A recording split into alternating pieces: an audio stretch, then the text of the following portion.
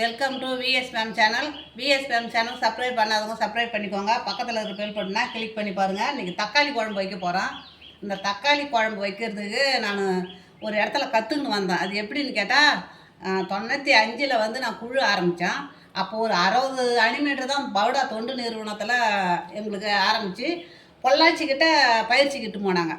பொள்ளாச்சிக்கிட்ட பயிற்சிக்கு எதுக்கிட்டு போகிறாங்கன்னா, மக்கள்கிட்ட எப்படிலாம் இருந்து நடந்துக்கணும். ஒரு 20 பேரை வச்சு குழு நடத்துகிறீங்கன்னா அவங்கக்கிட்டலாம் அவங்கள எப்படி மென்மேலும் கொண்டு போகணும், நீங்கள் எப்படி குடும்பத்தில் பக்குவமாக இருக்கணும், அதெல்லாம் சொல்லி கொடுக்குறதுக்கு தான் அங்கே இட்டு போனாங்க. 4 நாள் பயிற்சி. அந்த 4 நாள் பயிற்சியில் எங்களுக்கு ஒரு பீரியட் அன்றைக்கி கட்டு. அதனால் அந்த ஒரு பீரியடில் அந்த பொள்ளாச்சி பக்கத்தில் இருந்து அந்த அண்ணா வந்து சமைச்சார். நாங்கள் வந்து அன்றைக்கி அந்த ஜாலியாக இருக்கும்போது அந்த சமைக்கிற இடத்துக்கு போனோம். அந்த அண்ணன் தக்காளி குழம்பு வச்சார். அந்த தக்காளி குழம்பு தாங்க இப்போ வைக்க போகிறேன். அது எப்படி வைக்கிறேன்னு பாருங்கள். இப்போ எண்ணெய் ஊற்றிக்கலாம் வாங்க.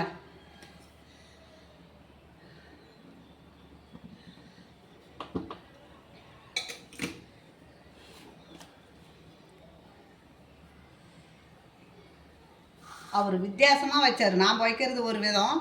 அது ரொம்ப நாளாக நான் ஞாபகப்படுத்தி பார்த்தா எனக்கு இன்றைக்கி தான் அது ஞாபகம் வந்தது. அதில் ஏதாவது 1 2 விட்டுருந்தா கூட எனக்கு கமெண்ட் பாக்ஸில் சொல்லுங்கள்.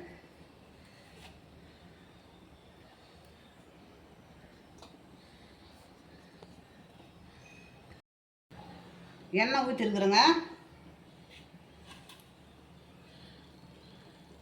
எண்ணெய் நல்லா காயட்டும். அவர் அந்த அண்ணன் சின்ன வெங்காயம் தான் போட்டு வச்சார். என்கிட்ட சின்ன வெங்காயம் இல்லை. சின்ன வெங்காயம் போட்டு வச்சா அவ்வளோ அருமையாக இருக்குமா.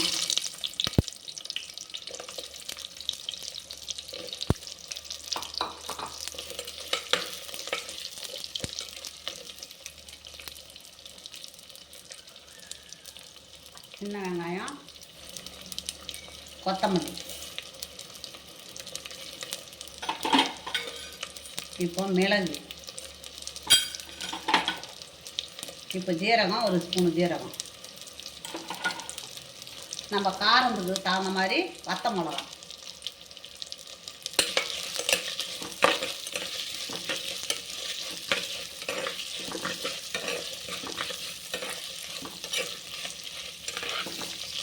நாங்கள் பயிற்சிக்கு போன ஊருக்கும் அந்த பொள்ளாச்சிக்கும் 25 கிலோமீட்ரு.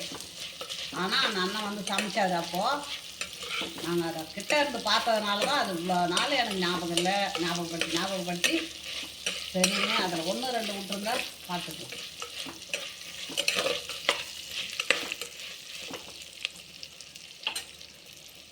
இப்போ தேங்காய் பூ போட்டுக்கலாங்க. அது நல்லா வதங்கின பிறகு தான் போடணும். கறிவேப்பிலையை போட்டுக்கலாம்.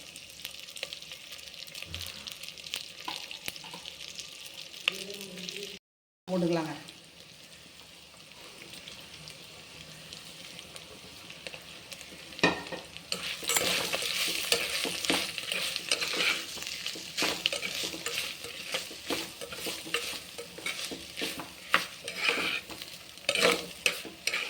ஆறட்டுன்னு எல்லாத்தையும் மிக்சியில் நல்லா நைஸாக அரைச்சிக்கணும்.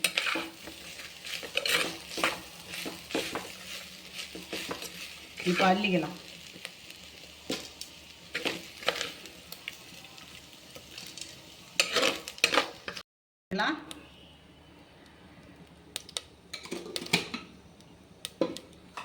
இப்போ இந்த முழு தக்காளியை போட்டு இப்போ நான் ஒரு 6 7 தக்காளி எடுத்துருக்குறேன். இந்த முழு தக்காளி அதில் போட்டு வதக்கிக்கின்னு இந்த தோலை எடுத்துடணும். தோலை எடுத்து மிக்சியில் நல்லா நைஸாக அரைச்சிக்கணும்.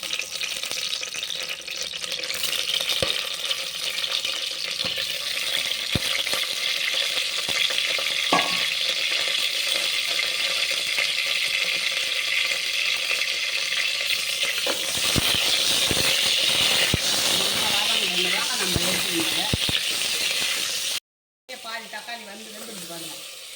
இப்போ எடுத்துடலாம்.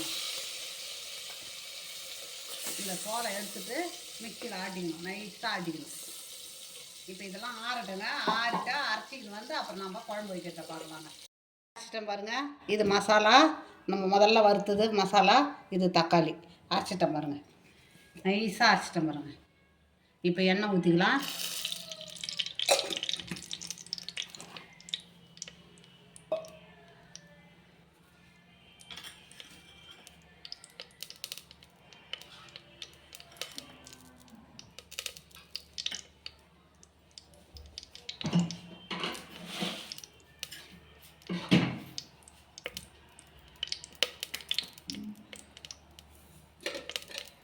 எண்ணெய் கொஞ்சம் காயட்டுங்க.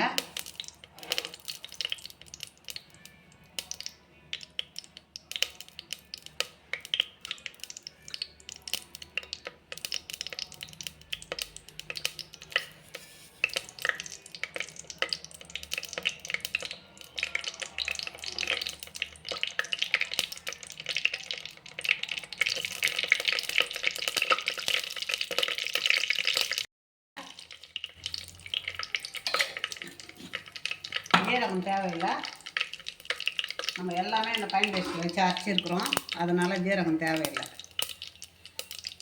கடுகு பொரியட்டும்.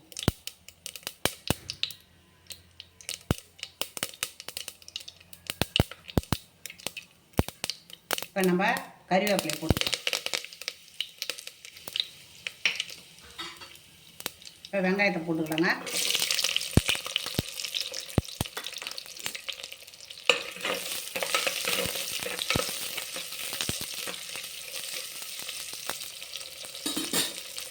நம்ம அதுக்கு தேவையான மஞ்சத்தூள் கொஞ்சம் போட்டுக்கலாம்.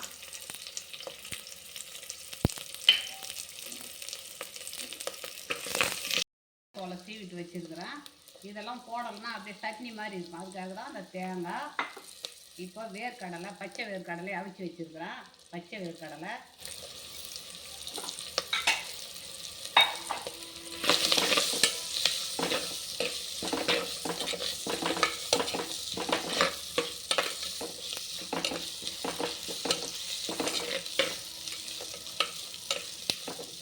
நம்ம இந்த பேஸ்ட்டை ஊற்றிக்கலாங்க.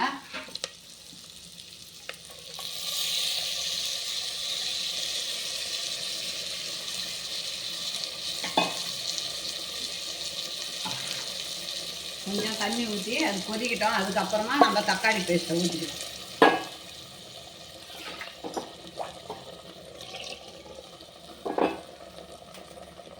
உப்பு அதுக்கு தேவையான உப்பை போட்டுடலாங்க.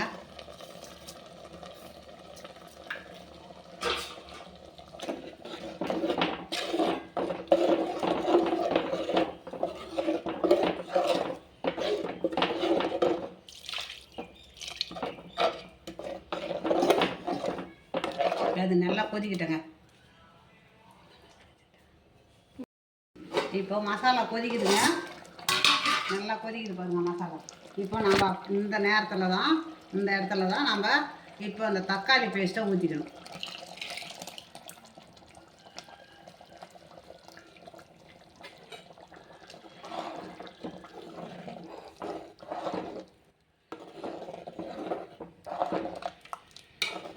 தக்காளி குழம்பு இது வந்து ஒரு கொதி வந்ததும் தக்காளி குழம்பு ரெடி.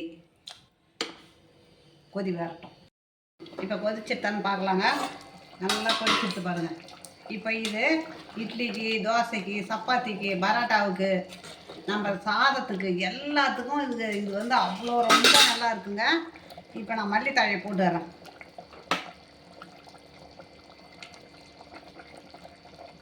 அவ்வளோதாங்க.